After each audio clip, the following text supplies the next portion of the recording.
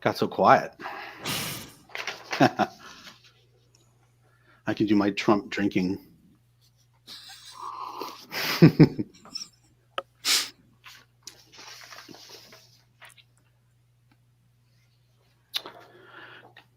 Good morning, and welcome to the inaugural session of Publishers Weekly's new online discussion series for the library community, live from the Library Lounge. My name is Andrew Albanese. I'm senior writer here at Publishers Weekly, where I have the privilege of heading up our coverage of libraries and the library market. And we're happy you could join us here today for our talk on rethinking libraries in the wake of protests and the pandemic. Our talk will feature two outstanding nationally recognized library educators from the University of South Carolina, are David Lankus and Nicole A. Cook, who I will introduce more fully in a moment. But before we get to our conversation with David and Nicole, a couple of notes here. And first of all, I want to thank our sponsor for today's discussion, Mackin Educational Resources. Mackin is the home to over 3 million print and digital titles for pre-K to 12 students, including ebooks and audio and read-alongs and databases, and the Mackin Via class sets, which are affordable sets of individual student copies that are perfect for classroom use. There's also a back-to-school sale going on right now, so you can head on over to the Mackin website and you can get 20% off 150,000 ebook and audiobook titles. So by all means, please do check that out. And I want to thank our friends at Mackin for making this discussion possible today and for their support of America's libraries and schools. I also want to talk a little bit about this series, since this is our first webinar in this new series. I want to offer a quick note about what we hope to accomplish here, and that is to create a space for librarians to have discussions about the issues that are facing them today, the opportunities and the challenges alike. And on that score, I want to encourage your questions and your feedback, and all of your ideas for future talks are welcome. You can tweet at the hashtag here, and you can always email me directly at Publishers Weekly, aalbanese@publishersweekly.com. I really hope to hear from you all. I should also point out that our next installment is set for the afternoon of October 27th, and more details will be coming on that discussion. But we do have a topic. We will be talking about the incredible shift we've seen in the market for digital content in libraries in the wake of the pandemic, and how the lessons we've learned and the data we've gotten from this extraordinary time might help reshape, or not, what so far has been something of a contentious digital library marketplace. So please mark your calendars for October 27th. We'll have more details coming soon for a talk about ebooks and digital content in libraries. And on to today's talk, I'm delighted to be joined today by two outstanding library educators, and I'm happy to say two valued contributors to Publishers Weekly for a discussion on the work of libraries in the wake of this global pandemic and the surging movement for racial and social justice. So let me start by introducing our David Lankus, who is the director of the University of South Carolina's School of Information Science and the author of two touchstone books in the library profession, The Atlas of New Librarianship and The New Librarianship Field Guide. No doubt many of you know David and his work well. He is a veteran educator and one of the most visible and passionate advocates for libraries, work that in 2016 earned him the American Library Association's Ken Haycock Award for promoting librarianship, among his many accolades. David, welcome. Thank you for having us.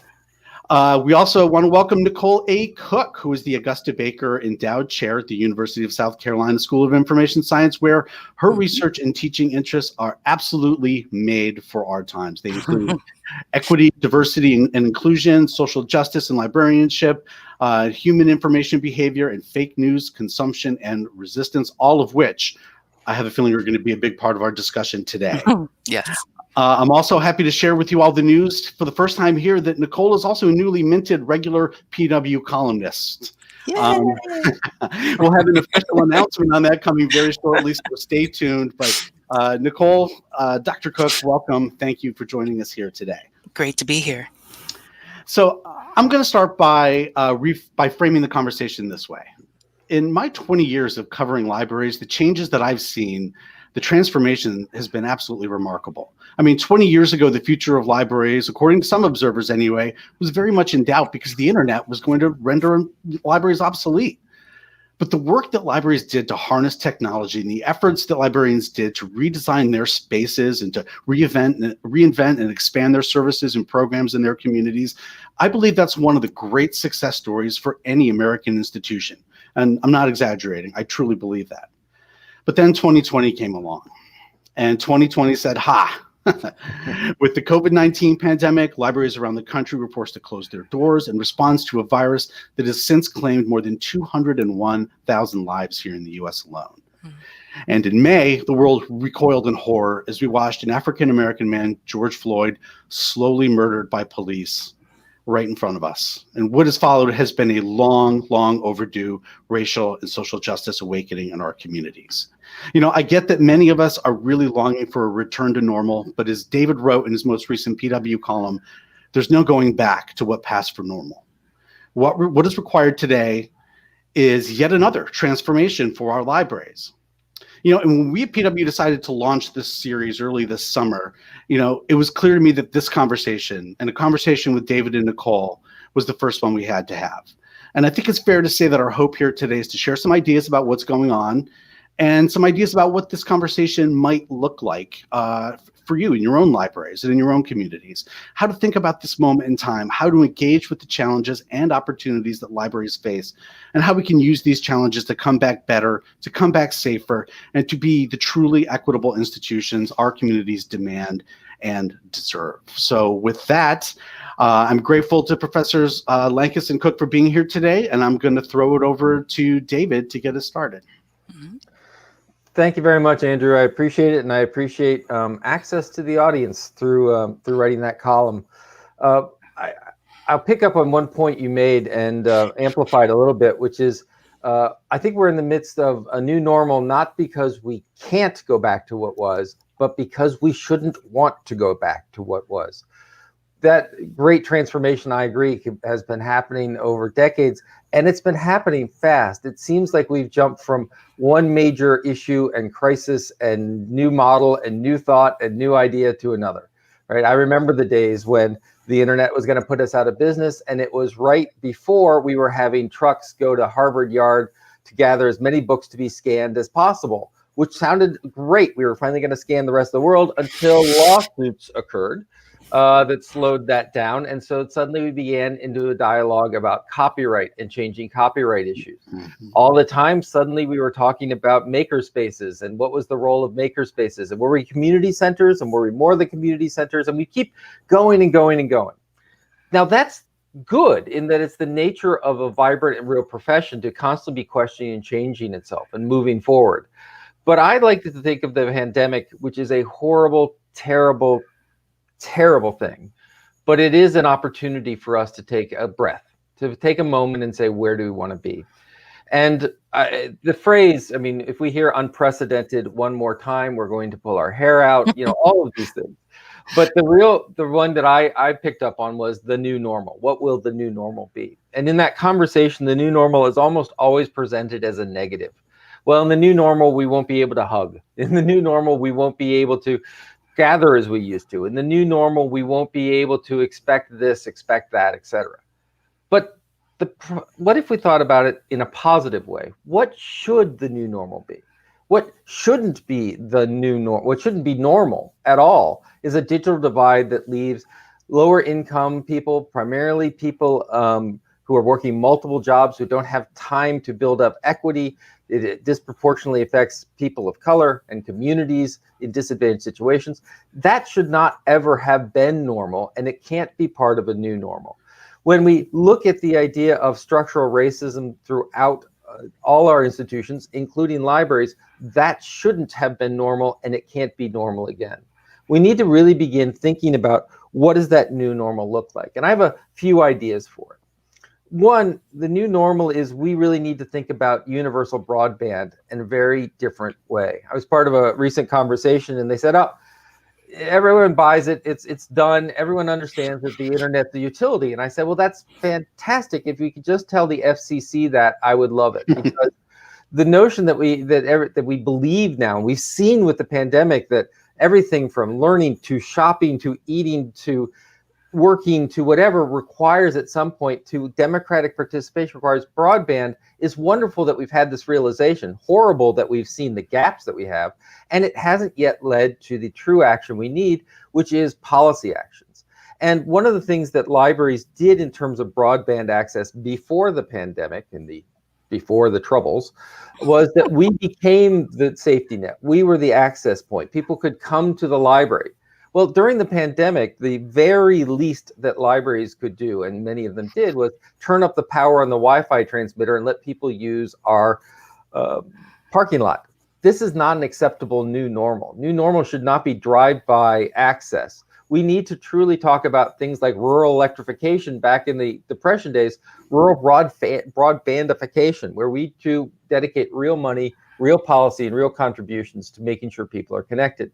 And that's an agenda that librarians need to take on, which is to advocate for. And the good news is we now are not advocating alone. We're advocating with Boeing Corporation that discovered that their own employees didn't have access. We're working with all the schools in the entire country. We're working with state government, city government to say, we desperately need this. Let's get off this. We'll just take it to one point in the town and that'll be good enough. We have to truly talk about fiber everywhere, and that's an investment that we need to make.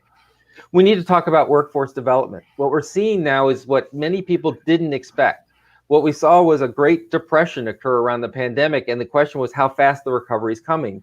And I don't think many of us expected to find out that there were two recoveries. One recovery, which is people who tend to be in the higher income bracket, who tend to be in professional jobs and salaried positions, that recovery is going quickly.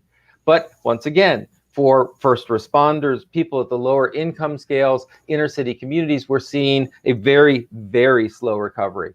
And so we need to talk about how do we as libraries support that recovery, get people into the workforce, but also help people find fulfilling jobs within it. We need to talk about expanding voter access and democratic participation. And this is more than voting, but voting, particularly now, is vital. We've moved to a situation that the election is no longer November 3rd. It has started now. People are voting as we speak. Are we providing adequate access? One of the things that we know is the question about gathering ballots and being able to have drop-off points for mail-in ballots and absentee ballots. Where are libraries in providing that? Where are we in providing a level of transparency and participation? We need to talk about ensuring the health and well-being of our community. One of the realities is, after this is done, we will be a damaged society. We will have children that for too long have been stuck inside or not being able to socialize. We are adults where, once again, our weekends are, well, what did you do this weekend?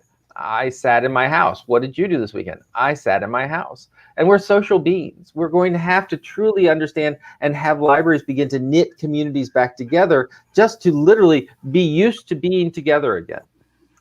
I'll end my comments today and I'll hand it off to my colleague, which is, this is part of us reclaiming our virtue. One of the things that we also discovered this pandemic in the midst of these racial protests and a racial awakening, which I hope is not a moment in time, but really a true beginning of a dialogue, is that the nature of a virtuous organization and institution, such as libraries, such as schools, is changed. That we can no longer say, well, we used to be, or we always did this, or simply providing literacy made us a virtuous organization. It's acknowledging that we have always been a flawed organization, that we are an organization that truly needs to take on these issues and learn from it.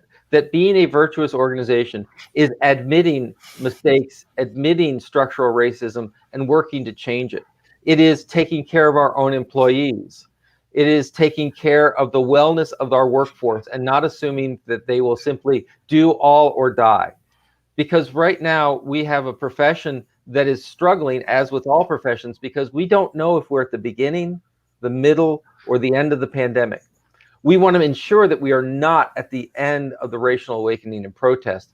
And we need to truly understand that it's more than simply making a statement. It is about truly looking at ourselves and figuring out how we can be better. So with those, I'm going to turn it over to my colleague, Nicole Cook, who I believe is going to pick up on and add some additional points. Yes, thank you so much, David. So I want to piggyback on a couple of points that David so eloquently made, and then I have a few additional points to share about you as I think about what we're going through in the pandemic and also in this really curious age of social unrest and racial awakening, etc. So the one thing I wanted to mention in terms of workforce development and training, so David did mention that a lot of staff in libraries tend to be among the most vulnerable. And these are the folks who, when COVID first hit and everyone was so unsure about what was happening and libraries weren't sure when they should close and what precautions they should take and how long we would really be out of our buildings, these were the last folks to go home, right? Because these are our frontline workers, if you will. These are the folks working circulation and facilities and things of that nature. And, you know, not only are they among the least paid, right, and don't have as much opportunity for advancement, these were also the first people back into the library. So as libraries are talking about curbside service and limited hours and what can we do while we're still kind of in this very uncertain middle ground, these are the folks working. And so these folks also tend to be predominantly people of color, and they're going through COVID too.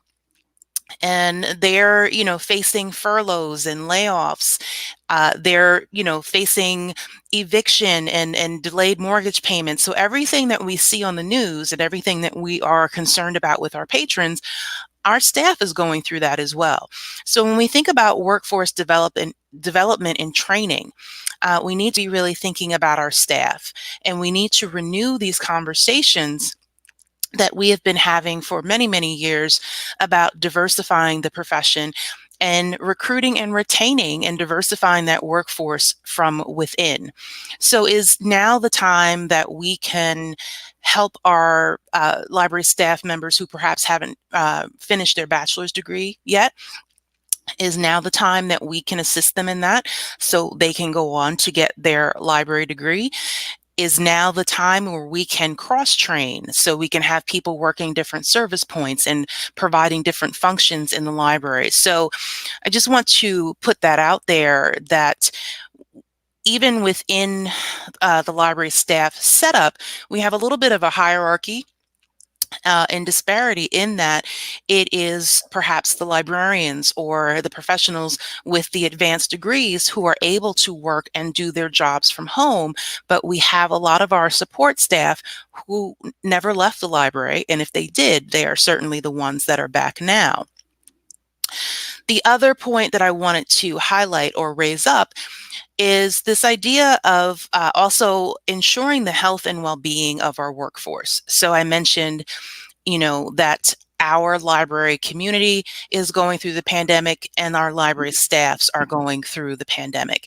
And so, you know, talking with my colleagues a little earlier, just, you know, saw a press conference from the Birmingham Public Library in Alabama, and they had to furlough 158 of their employees. That's a devastating decision that the director had to make, but everyone is facing budget cuts, right? So as we're talking about different services, we need to be thinking about the well-being of our staff who are also suffering and going through these quote unquote extraordinary times along with everyone else. And so a lot of discussion talks about self-care, and librarians and library staff should be engaging in self-care. And I agree with that. I do also think that we need to engage in some collective care. So when our library staff is in the library, doing curbside service, dealing with limited services, doing more with less, we have other issues that are happening. For example, members of the community who do not wish to wear masks and cover their faces because of COVID. We've had multiple reports of staff being physically and verbally assaulted because people do not want to wear a mask. Other complaints are coming in about, well, I can't bring my child to story time. I can't come get my book. I can't do this. I can't do that. Understood. Understood. Absolutely. We all miss, as David said, we all miss the pre-COVID days, right? But we do have to deal with the hand we've been dealt. And so that means that we also need to be extending grace and courtesy to our staff, just as the community wants that grace extended to them. So a couple of other points to go along with that. Andrew, when he introduced the webinar, he talked about the death of George Floyd and the ripple effect of this man's death in terms of the need for anti-racism training, the need for anti-racism materials, and what that looks like. And, in a column that I was very fortunate to be able to write for Publishers Weekly, I talked about this idea that I myself was mourning the death of George Floyd and was in a very bad place emotionally, and just thinking about, what's happening in our country and in our world at this moment, and began receiving a lot of requests for books and materials. How do I explain this moment to my child? How do I understand this moment for myself? And it's a really difficult time. And some of the things that I've been talking about is the idea of embracing these resources, embracing our own intellectual humility. We know that there are things that we just don't know. And we know that we need to grow and change and adapt with these times and hopefully do better. But we do need to do more than reading and absorbing information. We need to translate that into action. So to David's point, we can work with our communities and provide them the access and the democratic provisions and things that they need and deserve. So a lot of that is going to be internal work that we need to do as individuals. And I do think that libraries need to do some internal work. Along with this era that we're in, with anti-racism, a lot of libraries and organizations are putting statements on their websites and issuing press releases and things of that nature. But I would suggest and hope that these organizations are also essentially cleaning house, right, and dealing with their own issues before putting out a statement. So what I mean by that is I've seen quite a few librarians, friends and otherwise say that my organization or my school or wherever they're working has said that they want to put an anti-racism statement on the website.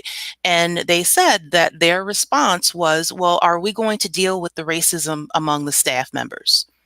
Right? So if you're not going to deal with the in-house issues, perhaps it's not the right time, and perhaps you're not ready to put that statement out and expect that type of behavior, good behavior, I should say, from the public and the community.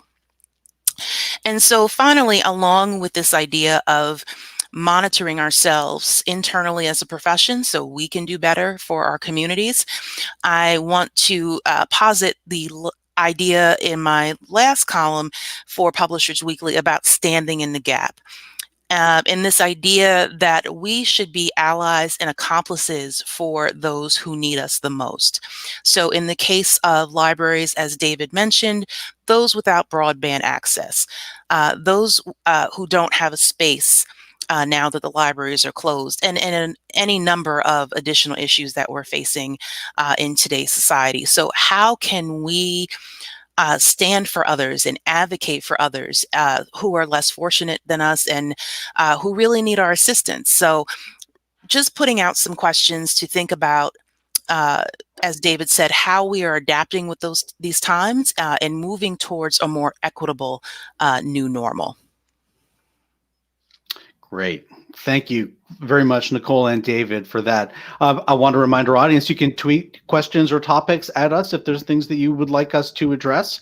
I'm just going to jump in with an observation here. And the first observation that I have is that there's a political element in almost everything, but definitely in what we've been talking about today so far. Wearing a mask has now somehow become political.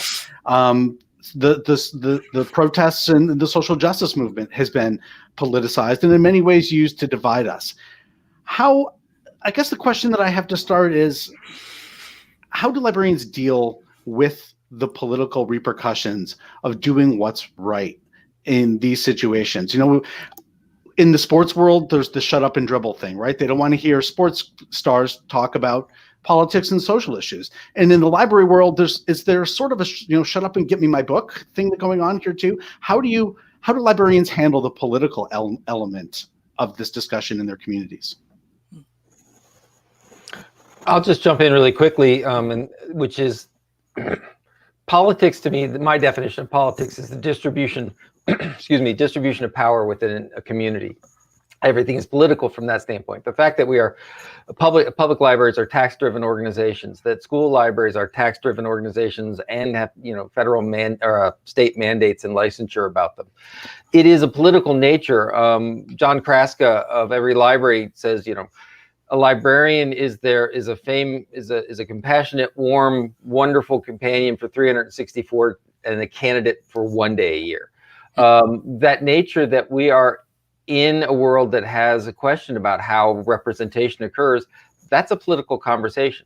That's different than being ideological. The notion of being political and understanding that power and distribution also comes with our values of being transparent in that work, in that process, being rational, being able to explain where that comes in, how diversity, for example, is a way of enriching conversations and leading to more authentic learning. So I understand that. The question is, do we become ideological where we pick sides of different parties or political philosophies that I think we can rightly say, we have an agenda. We're very clear about what that agenda is. And this is how we're moving forward. And what part of that agenda is ensuring that you have a voice, that people who are informed have a voice, and how we do that. But we're in a material world. We always have to pick where we put resources. And so therefore, we're always in a political situation. We just need to acknowledge it now. Mm-hmm. Yeah. And, along with what David just mentioned, there is this false narrative that libraries are neutral, right? And to David's point, we're not supposed to be partisan, but every decision, every choice represents a point of view. If we purchase one book, we purchased it for a reason. If we don't purchase another book, perhaps we didn't purchase it for a reason. So we need to get rid of that narrative. But in terms of our recent current events, thinking about the libraries who want to do Black Lives Matter displays or hang Black Lives Matter signs and banners and such. A lot of this is going to come from the organizational culture. And so there are many libraries where people are being sanctioned for this type of speaking out. And there are other libraries that are being praised and patted on the back for doing so. And so, you can't apply, unfortunately, one ethos or one type of ethic to all libraries, unfortunately, because they're all comprised of people. So when I talk to students about this issue and other issues, I always say to them in a half joking way, like, I'm not trying to get you fired, right? So you have to do what you have to do. And it's a matter of, your organization. Can you push the line? Or, is this a battle that perhaps you're not picking this time? When I worked as a practicing librarian, I've worked in several places that were not culturally competent, that absolutely would not have let me put up any type of Black Lives Matter display. So were there other ways that I could kind of push the envelope? Yes, but I still had bills to pay, right? So I understand this argument so deeply and really have a lot of empathy for people who want to do their level best. So, it sounds a little perhaps Pollyanna to say, please keep trying to do, the absolute best that you can, and see if we can make changes in small ways. Another thing that I tell students is there is no one right way to protest or to do these things, but you do have to figure out what works best for you and the organization that you're working in. Great. So, libraries are trusted in their communities. They have, in Pew surveys, you see that the level of trust that the libraries have is just off the charts. But in an age, and social media is a big part of this, and fake news, when the CDC can be discredited for advice, sound advice on, the efficacy of masks and washing your hands. How do libraries maintain their place of trust? You need to, I understand we need to internally and rethink a lot of what the library mission is and what we're doing and how we do it. Is that place of trust in danger right now in your estimation? In the wake of social media and fake news, et cetera? Yeah, no, we're thinking that's a big question. I just actually finished writing a little something about this and kind of pondering this question. It is a little bit of a difficult question. So in light of fake news, particularly with the pandemic and the election, what we're seeing is that libraries are still trusted, but people are still very much clinging to misinformation and disinformation. And it's because they have some type of emotional reaction or attachment to the information or the source. So while they may trust us as an institution, they still may very well be clinging to some false ideas because they have some other type of attachment to it. So when we are trying to educate, all we can do is what we've been doing in the sense of providing quality information and providing quality instruction to access and actually utilize that information in an effective and democratic manner. And so we, in our pedagogy, need to be thinking about meta-literacy, and that's that meta-literacy is really just thinking about all the different types of literacy and thinking about the best strategies for our patrons and our students to be accessing information, and really just try to keep any type of emotions out of it and make the information and the sources as relevant as possible. So to your point, I do believe they trust us, but fake news is its own kind of beast that we are dealing with as best we can. Yeah, Andrew, this is a dangerous question to ask a bunch of professors because we'll be done in 4 or 5 hours. Yes. But the long and short of it is, and I just want to unpack something really quickly because we bring that neutrality question back, that sometimes people equate the trust in librarians with the fact that we are neutral or objective, which, and I just want to amen again to Nicole's point about let's get rid of that myth of neutrality. Trust comes from consistent compassion and transparent behavior.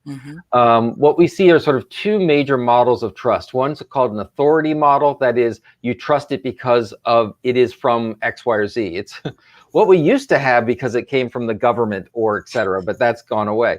The other is a reliability model. That is, we keep getting the right and useful information from this person, this place, and so therefore it's what we trust. We agree. And to Nicole's point, that can come from the fact that it's feeding misinformation that you agree with. So it's not once again, this is not a perfect way to truth. It's just a matter of trust. 2 different things. And what librarians have always been great about is this reliability method of building credibility. They're not credible because they're the librarian. They're credible because they give us consistent service. They put a face to that service. There's a compassion to that.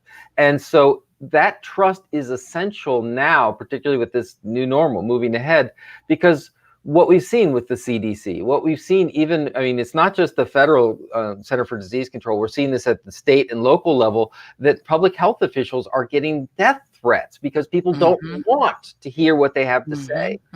Librarians are going to have to start spending their trust. We've built this social currency.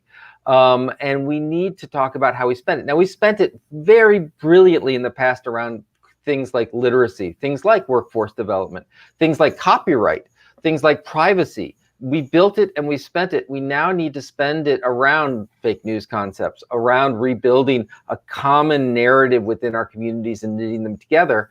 And that's a very active and frankly, a little scary terms, but we already have a history of doing this. I mean, it shouldn't surprise you to hear that libraries are political, because We have a Washington office that advocated against the Patriot Act the day after 9/11. We had people in Connecticut that were going to go to prison for that. We have a whole notion of privacy and free speech and these whole discussions. And so we just need to realize that you don't get to pick, well, that's where I'm political, and over here I'm neutral and objective. The answer is no. You're always building and part of a community that has a perspective, a voice, and an agenda.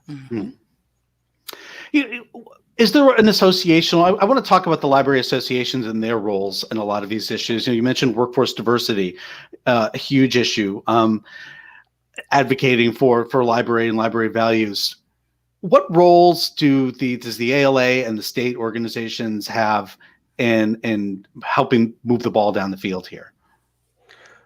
I think they have a large one in that they have a gathering power and a convening power. I think what's interesting is associations have this whole notion has tripped up associations over the past couple of years, right? The same thing we can say about libraries, about the internet's going to put them out of business, you can say about associations of all sorts.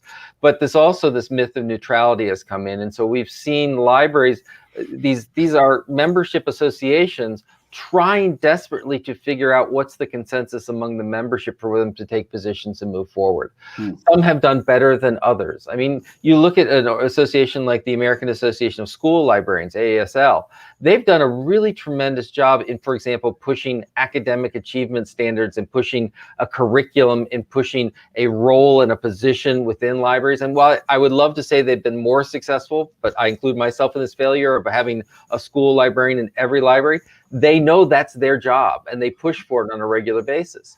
As you begin to abstract and move up to larger organizations, it gets more diffuse and it gets problematic. But look within the associations, the Black Caucus, looking at they're doing remarkable work because they've done a good job of not simply being a membership organization to share, they've taken on an agenda and they begin to enact that agenda. And I think that's where associations shine, but it's a difficult spot to get to. Yeah, I definitely concur, and I think that our membership organizations, they're going through tough times. There's no doubt. And David mentioned the Black Caucus, and there are several other ethnic caucuses, and those caucuses have moved mountains in terms of trying to help diversify the profession. So, and as David said, once you get to the larger ALA, that's when things start to become a little bit more amorphous. And, just even last night, I read on social media that a library withdrew, which you don't really withdraw from ALA, but you just stop being an institutional member because they said the ALA is a radical left organization. Sorry. Yeah, that's what I thought. But we could have a whole other webinar on that. But the point is, it really gets down to even with this, even with the fake news ideology, I'm going to believe what I want to believe because you don't agree with me. And if you don't agree with me, then that means you're wrong on all fronts. And it's this kind of either or that I think is also a problem for the membership organizations. And, it's not the membership organization's purview to run each individual library. And so you also see a lot of that saying, well, why can't the ALA or whatever organization of your choice come in and tell my director X, Y, and Z? That's because that's not really how this works. And so I think, they have ideas and ideals placed on them in there that kind of detracts from all of the good that they actually can achieve and that they do on a regular basis. One of the concepts that you both touch on is the idea of vocational awe and librarianship. I wanted to unpack that a little bit. I find it all just really interesting. Obviously, it existed before the pandemic. Librarians are always taking on new roles. They're always expanding services. They're always taking on more in their community. And now that comes with the risk of life and death. With this pandemic and with some of the situations that we're facing, can you talk a little bit about what vocational awe is and how our understanding of that has changed in the wake of the pandemic? So vocational awe was coined in librarianship by Fobazi Erta in the online journal In the Library with the Lead Pipe. And Fobazi was really saying, librarianship has this myth of, we're the saviors and we can do anything, and we're the hearts of the community. And so on paper, vocational awe looks great, right? And it's not to say that we don't believe we're the heart of the community.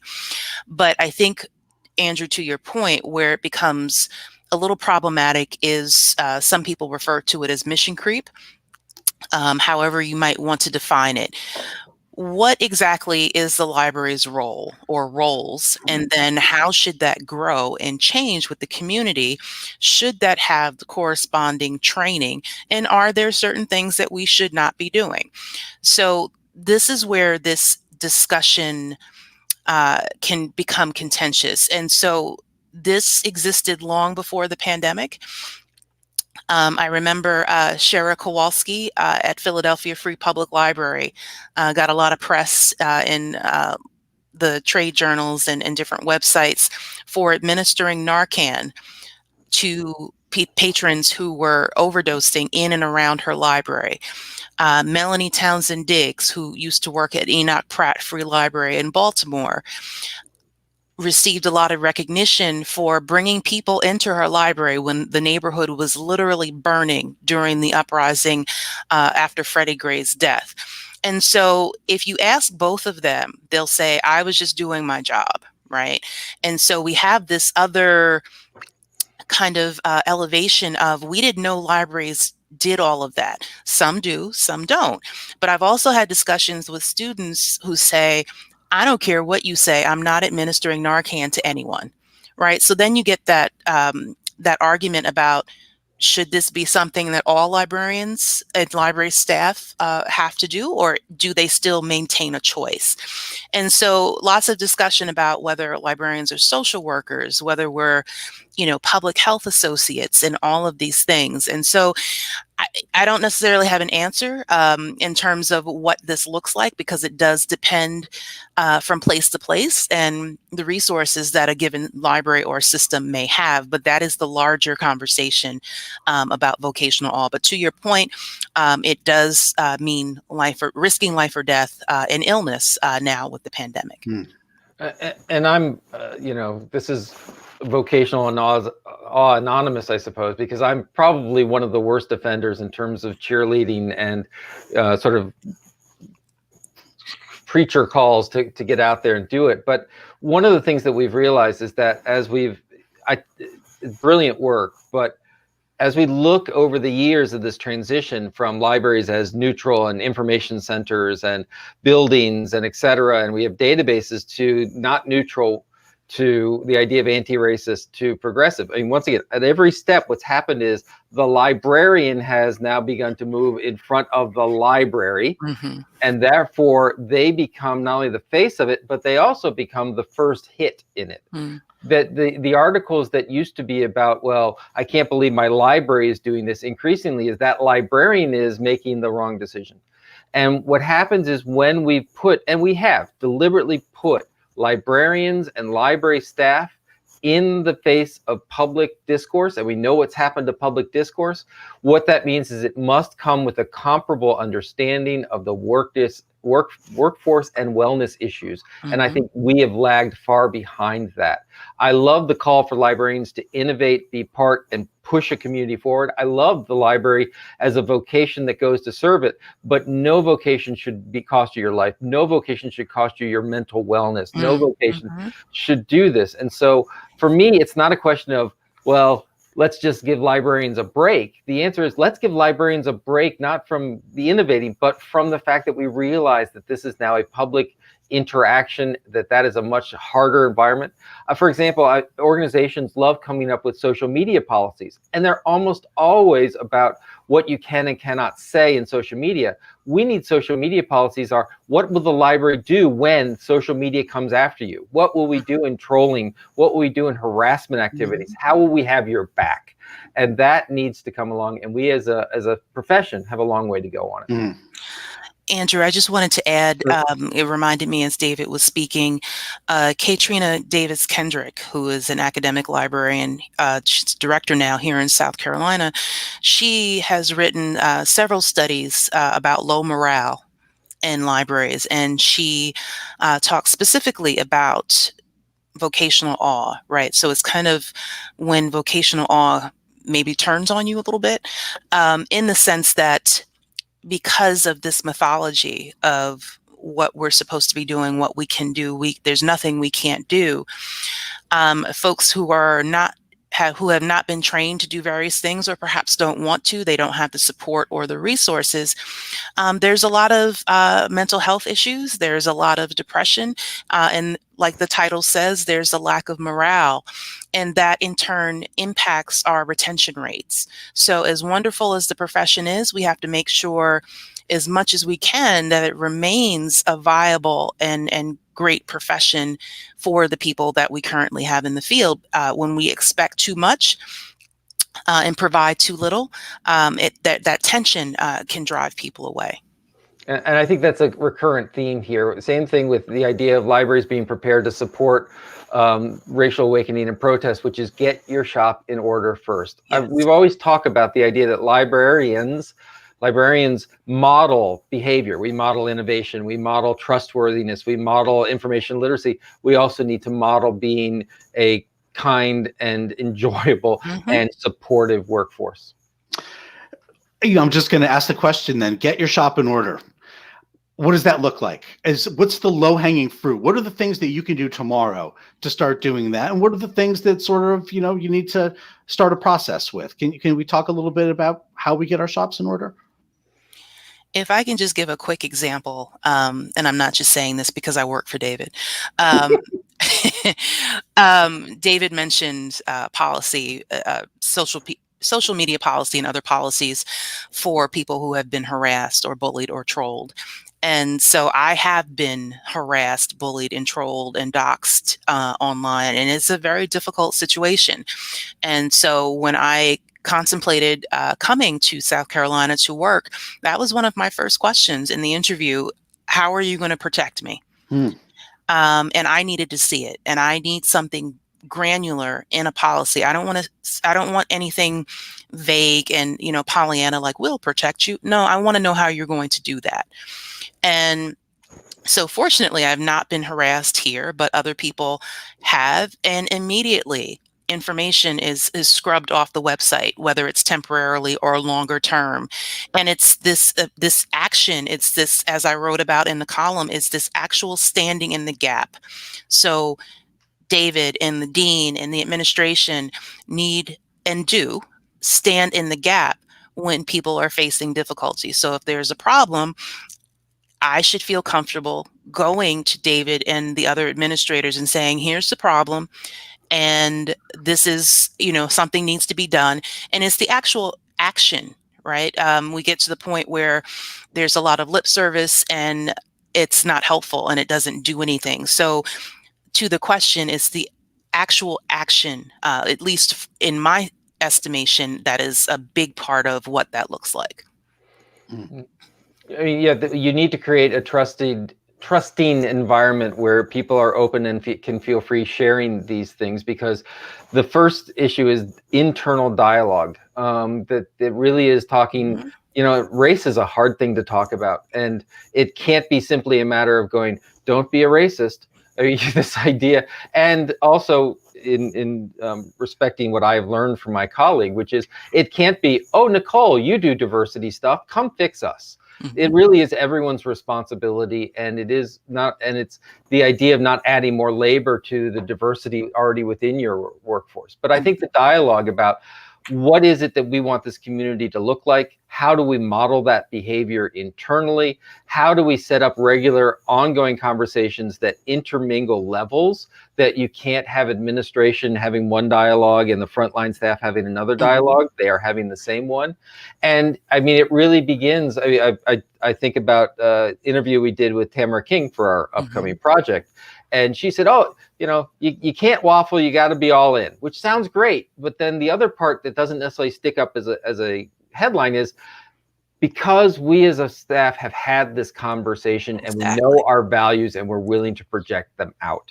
Because the old non-politically charged view of this was, oh, we always hire the new librarian. You know, my graduates go in, good news, they're young, regardless of their age.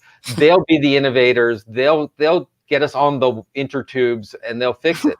Well, unfortunately, these days, the version of that is, oh, they look kind of Latinx. Let's make them responsible for this and really have an upfront dialogue. And this is where I think one of the things that I've learned as an ally, which is to acknowledge that I'm imperfect, and that's okay because I continue to learn and I continue to try. The hardest part of being a lifelong learner is realizing that every time you learn something new, you've been stupid for the rest of your life. And so, you know, that could be a hard thing to learn, to admit, I didn't do this well in the past. I need to do better moving forward, and to have an organization that says, okay, we'll support that because we're going to help you move forward. Mm-hmm. Well, you mentioned Tamara King, you mentioned your project. Perfect time for me to talk about that a little bit. At the top of the show, I mentioned that we hope to have what is essentially a conversation starter. Well, the conversation is going to continue. I'm happy to say that Publishers Weekly is going to partner with the University of South Carolina and David and Nicole in a podcast series that's in production now. It'll be dropping very shortly. If you're signed up for this webinar, you'll be getting a notification when it's ready to go. It'll also be in all of our PW channels. It's called Skill Set Podcast. And David, tell us a little bit about what is going to be in that podcast, and Nicole as well, about the interviews you've done so far, about what you're hoping to address in this first season/semester of the podcast. Well, and the semester is an interesting way of looking at it, because we're going to have semesters, not seasons, because where it grew out of is we have a course as part of our core course on community access and community connections for all our library science students. And the idea of reading articles from a year ago talking about how do you serve a community, realizing is all different right now. We're talking about working with people online. We're talking about working in a Black Lives Matter environment. Let's, instead of giving them the textbook, let's go make it. And so we've been having a series of interviews with everyone from Tamara King, Director of Community Outreach for Richland Library. We've talked to Corinne Hill, the Director of the Chattanooga Public Library. We're on tap. We're going to be talking with Calvin Watson, Director of the Broward County Library. We're talking with these folks and asking them, what does it look like now to serve your community in the midst of pandemic, in terms of the midst of protest? And we've been having great fun with that interview, and we want to share that out. And so the reason we call it a semester is because next semester, literally, we might align it with a different class talking about a slightly different topic, but it's a way of, we really want to begin to link academic conversations with practical conversations that are of interest to frontline librarians and publishers, and really making that available to folks. Yeah, and just to add to what David is saying, I've always really loved having guest speakers in the courses that I teach, even if it's just for the sheer reason of we can read the most current books and articles and talk about things like cultural competence and anti-racism and, you know, have great conversations. But that is a very different thing than actually enacting those concepts in the workplace and in the workforce. And so it's great to have these experts, if you will, who are actually doing the work in the community, on the ground, be able to come talk to our students and our other constituents to say, this is how I do it, right? And the beauty of the podcast and having all of these great speakers is what works for Kelvin at Broward County might not work for Tamara King here in Columbia, South Carolina. And really just to be able to facilitate the theory into practice and be able to show the students what that looks like. Well, I have the benefit of having heard the first edition of the podcast with Tamara. It's outstanding. We're delighted to help get that out far and wide. It will be freely available. Look for that coming soon. You know, I wanted to ask about library education too. Obviously, there's a lot of change that needs to happen and is happening in our libraries. But what does library education look like? What's the semester look like in South Carolina? How do you go to students and say, come join the library profession when we're kind of making it, we're redoing it here a little bit? So talk to me a little bit about what library education looks like today and what it's going to look like going forward. But the good news is we've been kind of making this up as we go for about 20 years. Our Masters of Library Science program has been online in one form or another since the late 80s. And so we're a 100% online program. So we haven't seen any disruption in terms of scheduling, in terms of availability, and we've seen an increase in our enrollment. One of the things that we're really trying to work hard on is to bring reality into that classroom. As I mentioned, our community class being looking at what's going on with our communities and serving them. I think that's the big change we're seeing in library science education, is a much tighter connection with sort of the current events and the larger cultural transcript, as well as what we're doing in terms of skills and laying out the skills. And so one of the other things we're really working on is to make it clear the kinds of specializations that are occurring within the Masters of Library Science. So when someone graduates, they're not just a librarian, but they can demonstrate they have skill and expertise in public libraries, in diversity, in different areas as well. But I think it's a constant, and library science education is constantly seeking to create the most authentic learning experience it can. And there will always be a tension between what you need to know on day 1 and what you need to know on day 20. And there will always be this division between what we have to do and why we do it. And so we're always seeking out, and I mean library science education, we're always seeking out the right balance. And hopefully we're doing that by having pretty regularly conversations with the communities and the institutions where we're sending our graduates. Yeah, agreed. And just to add to that, I think it's working to our advantage, the pandemic, if you will allow that kind of comparison, in that I think it lends itself to having these harder conversations. Whereas before, I feel like I've always tried to have them in the courses that I teach. But now I think it's a little easier because people are just more aware. I think they're a little bit more vulnerable. They're seeking answers and solutions in a slightly different way. So to David's point, we are absolutely leveraging current events and trying to weave that into the foundation that we hope they'll take back to their communities. Yeah, I guess, we're running down here close to out of time, but I just wanted to broadly ask you, what's on your mind today? As you come in today, what are you feeling hopeful about for the future? Are you seeing signs of change? What's concerning you? And, just talk a little bit about your day today. What's on your mind? Andrew, do you really want to know? Big question. I do. I really do. Yes. I'm thinking, I actually did another panel session earlier today talking about issues of diversity in teaching. So I think for me, what's on my mind today is what we call the virtuous circle. And that was a really great article written by Dr. Paul Yeager and Dr. Renee Hill, both of whom are at the University of Maryland, our fellow library educators. And they talked about this idea of, it's essentially representation matters, but it's more than that. So our students should be able to see themselves in the faculty at our graduate programs. And that means David and I as faculty, our doctoral students, et cetera. And then our communities should be able to see themselves in their library staff. So to me, that is a library recruitment and retention issue, and how do we diversify the profession and just keep the profession as strong and as great as we know it can be, and that includes having representation on all levels. So that's what I'm thinking about just for today. It'll change shortly. And really quickly, mine is, I had to write an article on the library as a movement, and thinking about if libraries are fundamentally about a learning mechanism within a community, whether it's a city or a school or a college or a hospital, then in essence, we're the planned disruptive factor within that. We're the place where people should be come to thinking about what's next, what's not working. And so if you begin to think of library not as an institution of stability, but actually an institution of disruption, that's strange. But these are the kinds of bizarre things that I drive Nicole nuts when I think about them. So I'm also worried about my One class. idea today. An idea a day. That sounds, yes. Yeah. Well, I asked that question because I'm back here in the Publishers Weekly office for only the second time since I walked out the door in March.